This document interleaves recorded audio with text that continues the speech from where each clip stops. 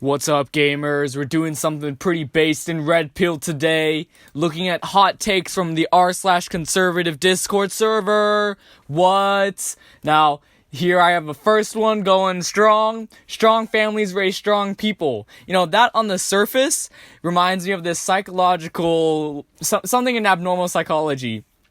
So you can be prone to developing some disorder, say, schizophrenia, but that doesn't mean that you are going to be, 100% guaranteed to developing said disorder. Some things like family members or a positive role model in your life can actually deter the onset of certain symptoms of those disorders. And in that case, strong families do raise strong people.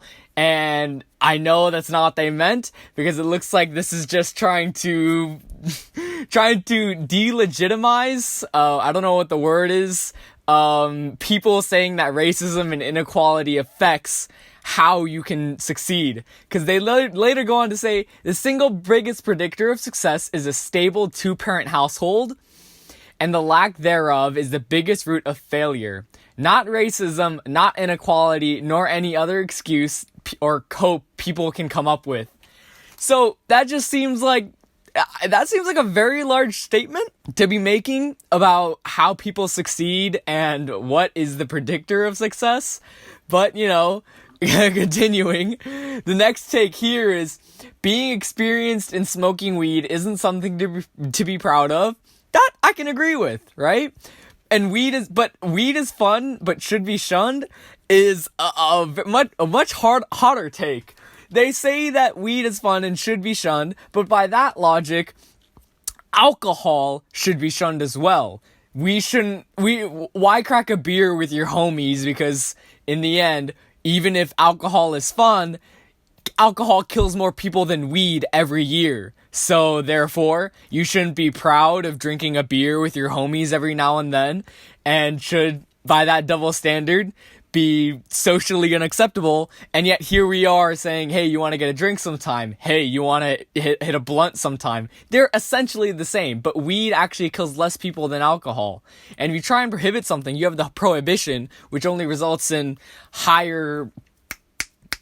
stronger doses of certain substances that actually become more deadly to the general public, i.e. moonshine. So the next thing here is actually, unironically, a really good take.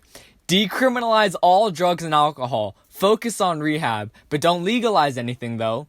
Also aggressively persecute the supply of drugs. Give substantial assistance to Latin American countries in combating cartels. So, the second point they had there, also aggressively persecute the supply of drugs. You'll actually find that the supply of drugs, no matter where you go, is going to be somehow headed by someone else as soon as you take out who you may think is a linchpin in the supply of drugs. In the same way that people like to preach the free market, there's still if people want narcotics, there's going to be some kind of supplier, some way of obtaining them that you cannot always persecute, which is why I like their first take, focus on rehabilitation. I know I think Portugal, or maybe Portugal is the opposite example of that, some country actually goes through and creates centers where you can legally consume illicit drugs like heroin, because why do it on the streets and possibly die in a motel or something? Because when you could be administered to a hospital and have the resources at hand in case you OD, in case you have some kind of reaction. So, and decriminalizing all drugs and alcohol. Taking and possessing drugs themselves is not an indicator that you are a criminal. Having drugs and using them does not make you a bad person worthy of what our criminal justice system deems worthy of punishment. Instead, it should be treated as a disorder that you have to treat in the same way that alcoholism is treated.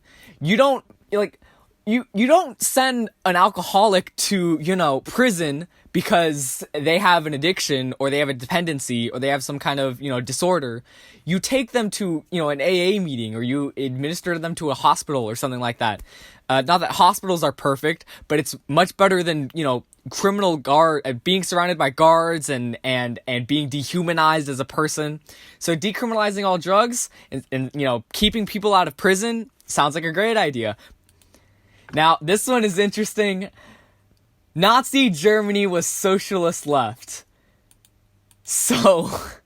I watched a great video by this guy called Hakeem asking, was Germany socialist? And basically, you can watch the video below, but the gist that I understood from it was that you can't apply terms from like the political compass test, for example, to countries that are decades old, several decades old. Because the definition of socialist in Hitler's time was not necessarily the same as it is going to be, now. And more importantly, saying that Nazi Germany was socialist left is essentially falling for Hitler's Nazi propaganda. Because Nazi in German stands for something like National Workers Socialist Coalition Party or something like that. And in his writings, he notes that he is for capitalism, which is inherently anti-socialist. And he co-opts the term socialist party in order to have more people vote for him and be more appealing to the general public, make the Nazi party more appealing to the general public. So saying that Nazi Germany was socialist left has the exact same energy as working Germans prior to World War II, falling for Hitler's speeches saying that he is a socialist for the working class. So watch out the video from Hakeem down below if you want to know more about that hot take. And then this one is probably my favorite. Women can be based, but are usually the source of most problems. Yes. With a take like that, I can see why women around you are the source of your problems. Thank you. I hope you have a wonderful week. Goodbye.